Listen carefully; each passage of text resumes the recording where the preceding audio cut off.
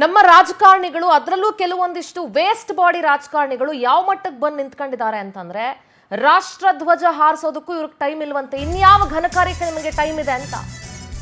ಜಮೀರ್ಗೆ ರಾಷ್ಟ್ರಧ್ವಜ ಹಾರಿಸೋದಕ್ಕೆ time ಇಲ್ವಾ? ಮತ್ತೆ ಸಚಿವ ಸ್ಥಾನ ಯಾಕ್ರಿ ಕೊಟ್ರಿ ಅವ್ರಿಗೆ?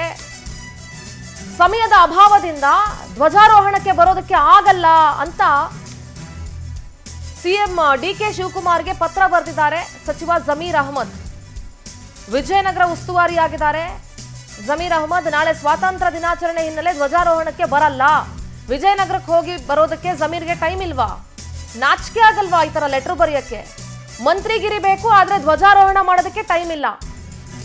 ನಾಚಿಕೆ ಮಾನ ಮರ್ಯಾದೆ ಏನಾದ್ರು ಇದೆಯಾ ನಿಮ್ಗೆ? ಸ್ವಾತಂತ್ರ್ಯ ದಿನಾಚರಣೆಗಿಂತ ನಿಮ್ಗೆ ನಿಮ್ಮ ರಾಜಕೀಯ ಮುಖ್ಯ ಆಗೋಯ್ತಾ? ಚುನಾವಣೆನೇ ಮುಖ್ಯ ಆಗೋಯ್ತಾ? ವಸತಿ ಸಚಿವ ಜಮೀರ್ಗೆ ರಾಷ್ಟ್ರದ ಧ್ವಜಾರೋಹಣ ಮಾಡೋದಕ್ಕಿಂತ ಪುಣ್ಯದ ಕೆಲಸ ಯಾವುದಿದೆ ಸ್ವಾಮಿ ನಿಮ್ಗೆ? ಈ ರಾಜ್ಯದ ಜನ ನಿಮ್ಮನ್ನ ಗೆಲ್ಸಿ ನಿಮ್ಗೆ MLA ಮಾಡಿ ನಿಮ್ಮನ್ನ ಸಚಿವ ಸ್ಥಾನಕ್ಕೆ ಕೊಟ್ಟು ನಿಮಗೆ ವಿಧಾನಸಭೆಗೆ ಕಳಿಸಿದಾರೆ ನಿಮ್ಮನ್ನ.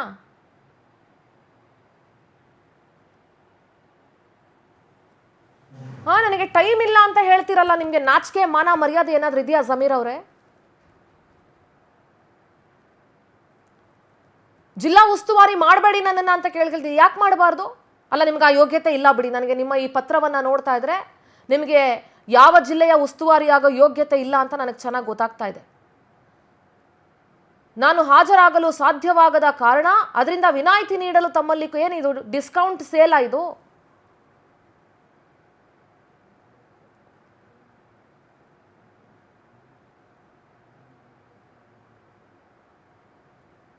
ನಾಚಿಕೆ ಆಗಲ್ವಾ ನಿಮಗೆ?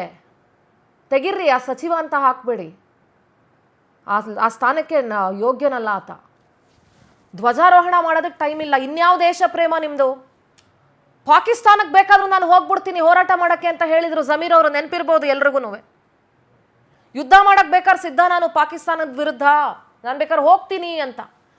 ನಿಮ್ಮ ಯೋಗ್ಯತೆಗೆ ಕರ್ನಾಟಕದ ಒಳಗಿರೋ ವಿಜಯನಗರಕ್ಕೆ, ಬಳ್ಳಾರಿಗೆ ಹೋಗಿ ನಿಮ್ಮ ಕ್ಷೇತ್ರಕ್ಕೆ ಹೋಗಿ ನಿಮಗೆ ಧ್ವಜಾರೋಹಣ ಮಾಡೋಕ್ಕಾಗ್ತಾ ಇಲ್ಲ.